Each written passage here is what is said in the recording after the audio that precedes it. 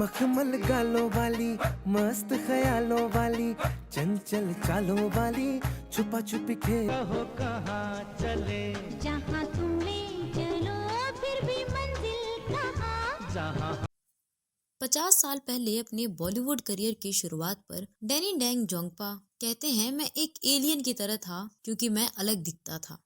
Danny Deng जोंगपा को साल 1971 में फिल्म मेरे अपने के साथ एक अभिनेता के रूप में शुरू हुए 50 साल हो चुके हैं। अपने लंबे करियर में डैनी ने ज्यादातर खलनायक या चरित्र भूमिकाएं निभाई हैं।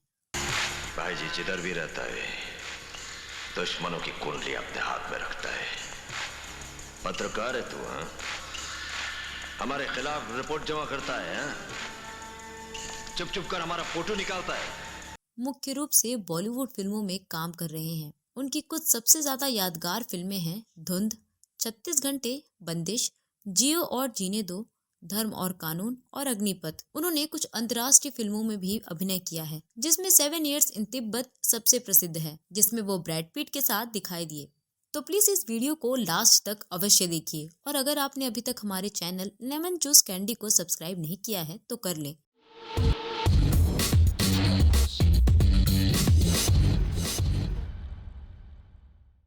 मैं हूं आपकी दोस्त और होस्ट सुरभि। अपने करियर की शुरुआत को देखते हुए डैनी ने अपने अलग लुक के कारण अभिनय का काम नहीं किया। अपने करियर की शुरुआत को देखते हुए डैनी ने अपने अलग लुक के कारण अभिनय का काम नहीं मिलने की बात कही। वो एक सिंगर बनना चाहते थे, लेकिन एक्टिंग कोर्स में दाखिला ले लिया। चलिया मेरी महबूबा, तू चलिया। डैनी ने बोला था कि मैं फिल्म संस्थान में संगीत का अध्ययन करना चाहता था और मैंने सोचा था कि मैं एक गायक बनूंगा, लेकिन तब मुझे संस्थान में एहसास हुआ कि संगीत तो था, लेकिन वो अभिनय पाठ्यक्रम का हिस्सा था और मैं जैसा दिखता था लोग मुझे एक एलियन की तरह समझते थे। फिल्म निर्माता उन विषयों पर फिल्में बनाते थे जिनमें मैं फिट नहीं होता। उन्होंने एक साक्षात्कार में आउटलुक इंडिया को बताया। दोस्तों, उन्होंने कहा, किसी तरह मुझे गुलजार साहब की मेरे अपने में अभिनय करने का मौका मिला, जो उन कई फिल्मों में से एक है जिनमें लोग मुझे एक सामान्य भारतीय के रूप में समझ गए, न कि उपमहाद्वीप में कहीं से एक विदेशी प्राणी के रूप में।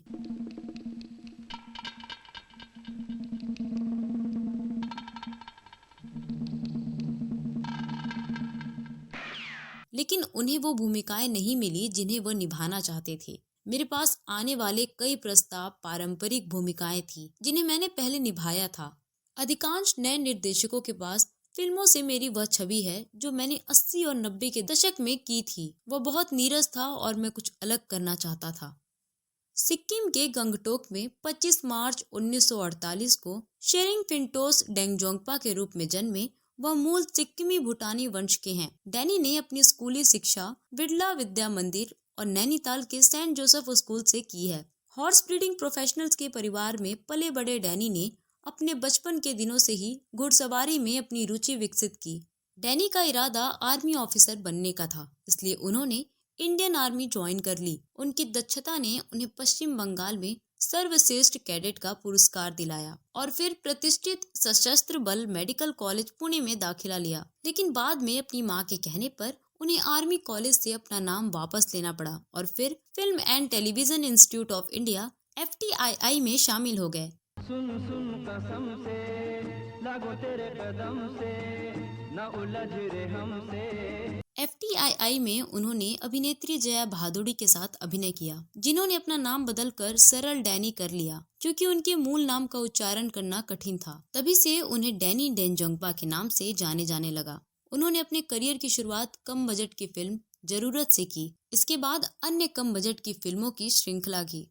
लहू के दो रंग में उनके सेल्युलर प्रदर्शन के बाद उन्हें A ग्रेड फिल्मों में लंबी भूमिकाओं के लिए माना गया। उनकी पहली बड़ी फिल्म गुलजार की मेरे अपने थी।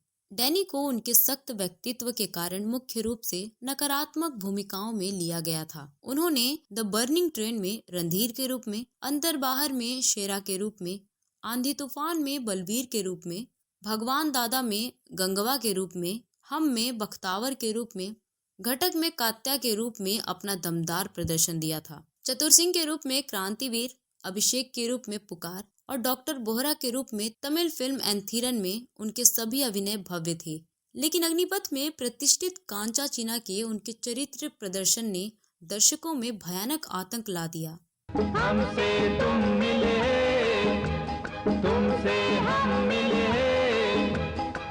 वह लगातार 2 साल 1992 और 1993 में सनम बेवफा और खुदा गवाह के लिए फिल्म फेयर के सर्वश्रेष्ठ सहायक अभिनेता पुरस्कार के विजेता रहे।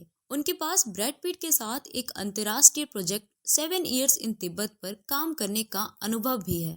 गंभीर अभिनय कौशल के साथ वो मधुर आवाज के भी मालिक हैं और उन्होंने भारतीय संगीत की 3 दिग्गजों लता मंगेशकर, मोहम्मद रफी और आशा भोसले के साथ गाया भी है। उन्होंने नेपाली भाषा में कई गानों को आवाज दी है जिन्हें अभी भी नेपाल में हिट माना जाता है। डैनी एक ऐसे अभिनेता हैं जो अपनी शर्तों पर काम करते हैं। वो विशेष रूप से मार्च, अप्रैल और मई में काम करना बंद कर देते हैं क्योंकि ये साल का सबसे गर्म महीना होता है। 2000 के बाद से वह फिल्म में अपनी भूमिकाएं चुनने में अधिक चयनात्मक हो गए हैं, जिसके बाद उन्हें अशोका, लज्जा, 16 दिसंबर, बॉस, जय हो और बैंग बैंग में देखा गया। डैनी ने सिक्किम की राजकुमारी गावा डेंजोंगपा से शादी की है। इस कपल का एक बेटा रिंजिंग और एक बेटी पेमा है। 2003 में उन्हें उनके शानदार फिल्मी करियर के लिए पद्मश्री पुरस्कार से सम्मानित किया गया था। अभी तो हम हुए जवान, दुनिया।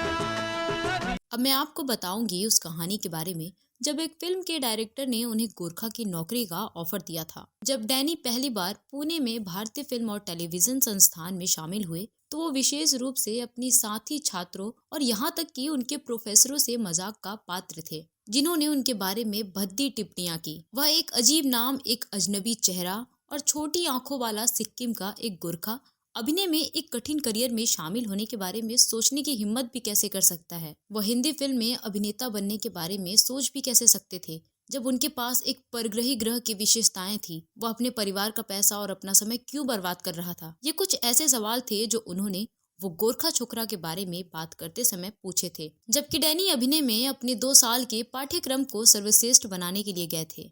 उन्हें यह साबित करने में बहुत कम समय लगा कि वह एक ऐसे अभिनेता के रूप में कितने प्रभावशाली हैं जो सबसे कठिन किरदार निभा सकते हैं और जिन्होंने 3 प्रमुख भाषाओं हिंदी, उर्दू और अंग्रेजी में महारत हासिल की है। उन्होंने अपने सहयोगियों, उनके प्रमुख प्रोफेसर रोशन तनेजा, अन्य सभी प्रोफेसरों और उनके सहयोगियों को एक बड़े आश्चर्य से लिया, लेकिन वो अभी भी निश्चित नहीं थे कि वह फिल्मों में क्या करेंगे। वह पूर्ण नायक के रूप में अच्छे नहीं थे और बुरे व्यक्ति के रूप में अच्छे नहीं थे, वो सभी मानते थे। जब हम स्टार बन जाते हैं और जुहू और बांद्रा में अपने बंगले बनाते हैं तो उन्हें गोरखा और चौकीदार या सुरक्षा कर्मी के रूप में बहुत सारी भूमिकाएं मिल सकती थी। उनकी एक महिला सहकर्मी जो उनके साथ संस्थान में थी और जो एक अभिनेत्री के रूप में बुरी तरह विफल रही, और मुंबई में एक बूढ़ी और थकी हुई गृहिणी ने आज कहा और हर कोई उससे सहमत था। उनके केवल 2 बहुत अच्छे दोस्त थे जो हर सुख दुख में उनके साथ खड़े रहे। जया भादुड़ी, जिन्होंने उनकी कलाई पर राखी बांधी और उन्हें जीवन भर के लिए अपना भाई बना लिया, और रोमेश शर्मा वही थे जो उसे प्रोत्साहित करते रहे और उसे हर समय बेहतर होने के लिए प्रेरित करते रहे। दिल भर की दिलेरी, क्या कहिए हो दिल भर की। यह वह समय था जब उन्होंने अमिताभ बच्चन नामक पूरी तरह से अज्ञात अभिनेता के साथ दोस्ती की, जो कि ए अब्बास की सिफारिश पर FTII गए थे, जिन्होंने उन्हें साथ हिंदुस्तानी में अपने प्रमुख व्यक्ति के रूप में साइन किया था। अमिताभ, जया, रोमेश और डैनी बहुत अच्छे दोस्त बन गए। अमिताभ को जया से प्यार हो गया, जिनसे उन्होंने कुछ सालों बाद शादी कर ली। इन चारों की दोस्ती अभी भी जारी है और केवल मजबूत होती जा रही है। डैनी जया के साथ FTII से बाहर चले गए एक स्वर्ण पदक के साथ, और उनकी प्रतिभा के बारे में शब्द पहले से ही कुछ फिल्म हलकों में फैल गए थे। जया और रोमेश को जल्दी काम मिल गया, लेकिन डैनी को बार बार असफलता का सामना करना पड़ा। उन्हें अपमानित किया गया और यहाँ तक कि उन्होंने पूछा कि वह अभिनेता होने के बारे में कल्पना भी कैसे कर सकते हैं। फिर एक दिन एक प्रमुख निर्माता ने उन पर दया की और कहा कि वो उन्हें अपने बंगले के बाहर गोरखा यानी कि चौकीदार की नौकरी दे सकते हैं। उस गर्म दोपहर में डैनी, जिनके पास कुछ भी नहीं था और जिनका कोई नहीं था, उन्होंने कसम खाई कि वो एक दिन निर्माता के बंगले के ठीक बगल में अपना बंगला बनाएंगे, एक महल नुमा बंगला, और अपने गेट पर एक नहीं बल्कि कई चौकीदार रखेंगे। और उन्होंने उस व्रत को निभाया और जुहू के सबसे अच्छे बंगले का नाम डी जोंग्रेला है। और उनकी मन्नत के अनुसार उनका बंगला उस निर्माता के पुराने बंगले के ठीक बगल में है जिसने उन्हें चौकीदार की नौकरी की पेशकश की थी। कंचन काची कोरी नटखट नामी छोरी जबरन जोरा जोरी छुपा छुपी खेल। यह डैनी के भविष्य में बहुत दूर जा रहा है।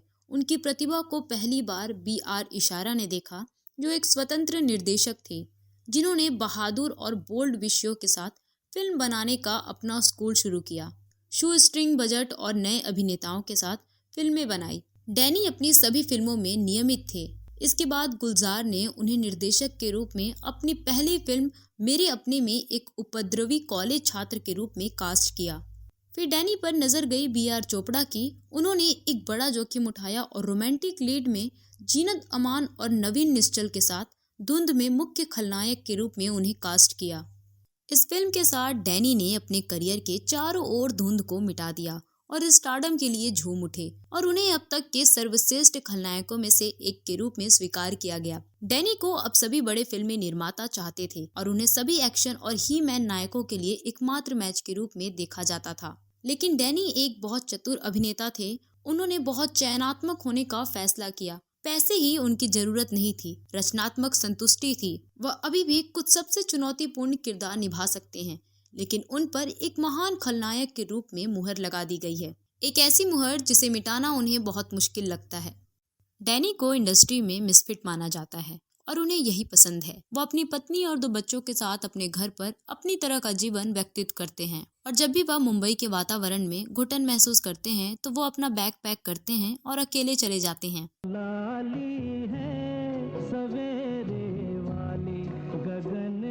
हिमालय के सबसे ऊंचे पहाड़ों में से एक पर अपना तंबू गाड़ते हैं, जहां उन्हें एकमात्र सच्चे दोस्त मिलते हैं। पहाड़ जो उन्हें सब कुछ देते हैं और शांति जिसे वो हर समय ढूंढते रहते हैं। डैनी के बारे में कुछ स्पेसिफिक जानकारी। डैनी का जन्म सिक्किम के एक छोटे से कस्बे में एक मध्य वर्गीय परिवार में हुआ था। वह अपने समुदाय में बहुत लोकप्रिय थे। एक अच्छे अभिनेता, एक अच्छे गायक, एक अच्छे माइम, हिंदी फिल्मों के प्यार में पागल और खलनायक प्राण के बहुत बड़े प्रशंसक थे, जो आज तक उनके पसंदीदा हैं। एक ज्योतिषी ने भविष्यवाणी की थी कि वह एक साधु होगा। FTII का विज्ञापन देखा और उसे आवेदन करने के लिए कहा। उन्होंने बस एक मौका लिया और चुना गया, जो उनके परिवार और समुदाय के लिए जश्न मनाने का अवसर था। उन्होंने कभी सिक्किम की पहाड़ियों से बाहर यात्रा नहीं की थी। वो पहली बार पुणे गए थे। FTII में जीवन बहुत कठिन था और वो अक्सर कहते हैं कि अगर उनके पास जया भादुड़ी और रोमेश शर्मा जैसे अच्छे दोस्त नहीं होते तो शायद और कठिन हो सकता था। बम्बई में उनका संघर्ष कहीं अधिक कठिन था। उनकी विशेषताएं उनके खिलाफ गई। वह महाकाली गुफाओं में सोते थे, जहां सुभाष घई, जावेद अख्तर और अन्य संघर्षकर्ता सोते थे और सफलता के सपने देखते थे। डैनी द्वारा निभाई गई शुरुआती कुछ भूमिकाओं ने उन्हें एक ऐसे अभिनेता के रूप में विकसित होने में मदद की जो अपने नियमों और शर्तों पर काम कर सकता था। भाई जी का पर्दाफाश करता है। भाई जी उसके पेट का पर्दा फाड़ डालता है। उन्होंने 80 के दशक में बुरे आदमी के रूप में फिल्में किया और जब प्राण ने उनके लिए बहुत उज्जवल भविष्य की भविष्यवाणी की तो वह रोमांचित हो गए और डैनी उनके पैर छूने के लिए, उनका आशीर्वाद लेने के लिए उनके घर चले गए। डैनी, जिनका करियर एक छोटे समय के खलनायक के रूप में शुरू हुआ, सबसे लोकप्रिय खलनायक बन गया और सभी प्रमुख पुरुष सितारों के खिलाफ खड़ा हो गया। वह हमेशा अपने सबसे अच्छे दोस्त अमिताभ बच्चन के साथ मिलकर काम करते थे। उनका कालूमल स्टेट में अपना अपार्टमेंट था, जहां से वो डी जोंग्रेला में शिफ्ट हो गए, जहां वो कई नौकरों के साथ अकेले रहते थे। वह एक बार अपनी ही कांच की दीवार से टकरा गए थे और नानावती अस्पताल में 6 महीने बिताए थे। डैनी फिल्मों को हड़पने के लिए कभी पागल नहीं रहे। उन्होंने एक साल में सिर्फ 1 या 2 बड़ी फिल्में ही की, क्योंकि वो अपनी भूमिका और फीस को लेकर काफी सतर्क हैं, जिसमें वो कोई समझौता नहीं करते हैं। मदन अरोरा ने जब से अपना करियर शुरू किया है, तब से उनके निजी सचिव रहे हैं। अरोरा अपनी बियर ब्रूअरी के महाप्रबंधक भी हैं, जिनका डेंसबर्ग ब्रांड उत्तर और पूर्वी भारत में सबसे लोकप्रिय बियर है। डैनी को अपने व्यापारिक साम्राज्य का विस्तार करने की उम्मीद है। संयोग से मदन अरोरा करुणा के पिता हैं, जो शाहरुख खान के दाहिने हाथ हैं। डैनी ने NNCP के लिए फिर वही रात का निर्देशन किया, जिन्होंने सुभाष घई को पहला ब्रेक भी दिया। लेकिन डैनी ने दोबारा कोशिश नहीं की, क्योंकि उन्होंने पाया कि निर्देशन उनके लिए नहीं था। सुन सुन कसम से लागो तेरे कदम से, न उलझ रे हमसे। गुरुदत्त के भाई आत्माराम द्वारा निर्देशित, देवानंद और शर्मिला टैगोर अभिनीत ये गुलिस्तां हमारा के लिए डैनी ने अपनी आवाज में एक गीत रिकॉर्ड किया है। गाने को जॉनी वॉकर पर फिल्माया गया था। उन्होंने फिर कभी पेशेवर रूप से नहीं गाया, लेकिन एक गायक के रूप में अपने करीबी दोस्तों के बीच बहुत लोकप्रिय हैं।